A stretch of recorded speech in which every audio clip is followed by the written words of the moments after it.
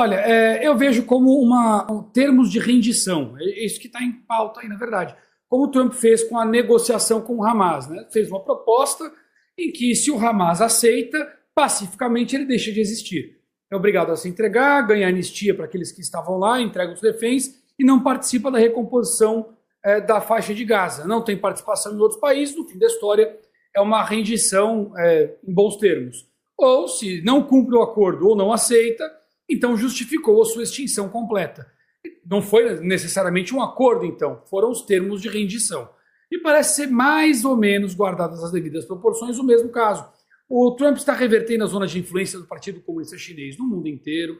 A reversão, do ponto de vista econômico, exacerbou uma crise econômica chinesa severa, de longa data, uma bolha inflacionária que estava oculta, com sinais de deflação pelo congelamento do mercado interno, a quebradeira das empresas chinesas, o cancelamento do cinturão em rota e a exposição das desonestidades estatais do Partido Comunista Chinês, seja por descumprimento de acordos de proteção ambiental, descumprimento de acordos de direitos humanos, a possibilidade de sabotagem naquilo que a China vende ou fornece para o Ocidente, enfim, então, espionagem. Então, há uma retração clara, e isso, o que era algo a ser analisado, percebido, tornou-se explícito no que diz respeito ao Partido Comunista Chinês. O governo brasileiro é o principal parceiro da China, não esconde isso. Quando eu digo regime brasileiro, aliás, eu me refiro tanto ao braço político, que diz se inspirar no Partido Comunista Chinês, como também o Supremo Tribunal Federal, em que o Gilmar Mendes diz com todas as letras: todos nós aqui admiramos o regime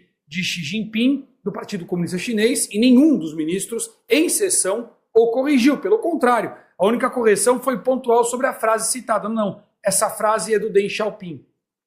Esse aqui é o grande negócio. Então, há um alinhamento direto, e só isso já daria uma visão mais ampla de para onde os Estados Unidos vão. Mas é muito mais do que isso o que está na mesa. Veja que o fato de ele não ter citado o nome de Jair Bolsonaro a esta altura é relevante. Jair Bolsonaro está no termo formal, está por escrito.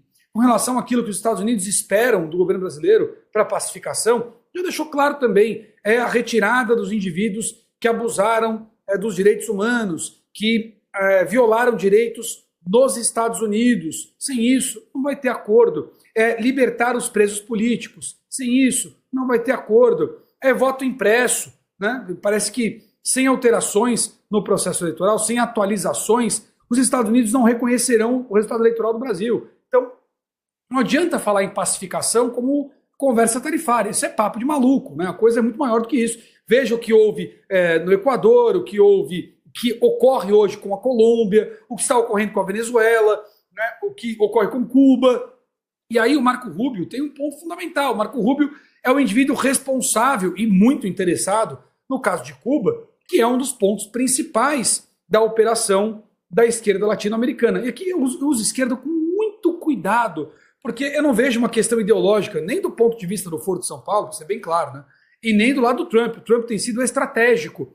Embora ele reforce os valores dos Estados Unidos, para os Estados Unidos e para o mundo, e claro que isso é importante, mas tem outras razões maiores conectadas a isso. Isso tem a ver com a nova ordem econômica mundial, né, que não é mais sinocentrista. Isso passa por equilibrar os fluxos no Brasil, base da cadeia alimentar global. Isso tem a ver com a reorganização da política internacional, que sai daquele papo do multilateralismo, volta para relações bilaterais, sobre todas as perspectivas, sobre o compromisso com o cumprimento do direito e dos acordos. Então, tudo isso passa por reverter a zona de influência no Brasil, e claro que ele tem demonstrado as ferramentas pelas quais promove isso. Então a gente tem a investigação da seção 301, em que inclusive investiga a corrupção como uma ferramenta de Estado, no caso do Brasil, é essa basicamente a acusação dos Estados Unidos. A gente tem o caso da Odebrecht, do BNDES, inclusive envolvendo Cuba, tanto na retomada agora da investigação da Odebrecht, como inclusive na sanção dos mais médicos, lá da primeira vez. Quer dizer, parece que os Estados Unidos enxergam o Brasil como um país que usa a estrutura do Estado para normalizar fluxos financeiros ligados ao crime. Então, se a gente vê a Venezuela como um narco-estado, parece que os Estados Unidos veem o Brasil como um corrupto Estado. E aí, claro que isso tem um sentido amplo. Então, não vai caber um comentário, evidentemente, mas eu acho que essa negociação, essa reunião, trata sobre muito mais do que apenas questões econômicas.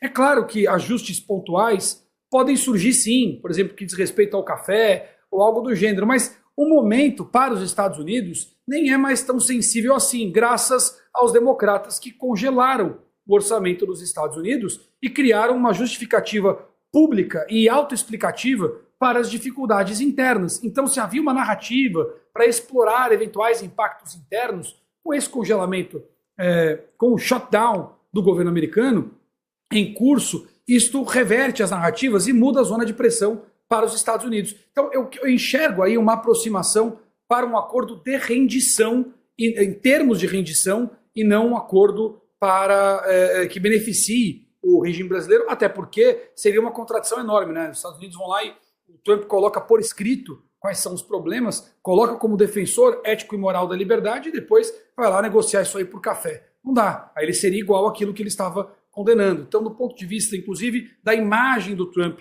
como líder internacional, que tem controlado conflitos no mundo inteiro, não faria o menor sentido. Acho que, no fim das contas, o desgoverno brasileiro faz narrativas de festim, né, que devem se dissipar com bastante velocidade, muito pouco tempo. Acho que é mais ou menos, resumidamente, é por aí.